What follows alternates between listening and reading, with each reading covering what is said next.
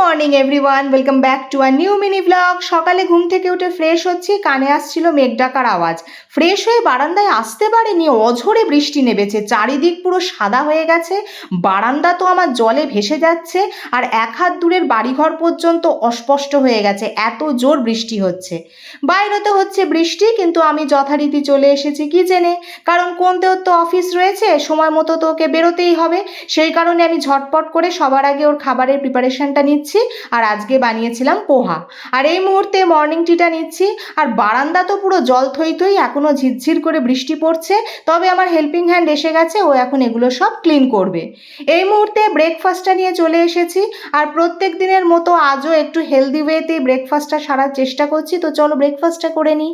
কোনতেও পুরোপুরি রেডি, ও অফিসের উদ্দেশ্যে বেরোচ্ছে, আর আমিও এদিকে ওর অফিসের টিফিনটা রেডি করে দিলাম।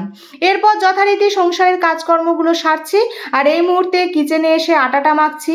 বিশেষ করে কোনতেও আবার যেদিনকে রুটি খাবে বলে, সেদিনকে আটাটা আমি নিজে হাতেই মাখি, কারণ তোমরা তো জানোই মাখামাখিতে আমি আবার পিএইচডি। অন্যদিকে দিদি যথারীতি ওনার কাজকর্মগুলো সারছেন, সবজিগুলো কেটে নিচ্ছেন, আর কথায় কথায় এদিকে আমার আটা মাখাও হয়ে গেছে, খুব সুন্দর সফট হয়েছে। বাকি কাজটা দিদিই করবেন। আর অন্যান্য সংসারের কাজকর্ম মিটিয়ে নেওয়ার পর এখন আমার মনটা খুব দুধ চা খেতে ইচ্ছা করছিল, অল্প করে চিনি দিয়ে। অনেক দিন হয়ে গেছে চিনি দিয়ে দুধ চা খাইনি। আর কোনতেওকে বললেই তো এক্ষুনি চোখ বড় বড় করবে, তুমি না ওয়েট লস জার্নিতে আছো।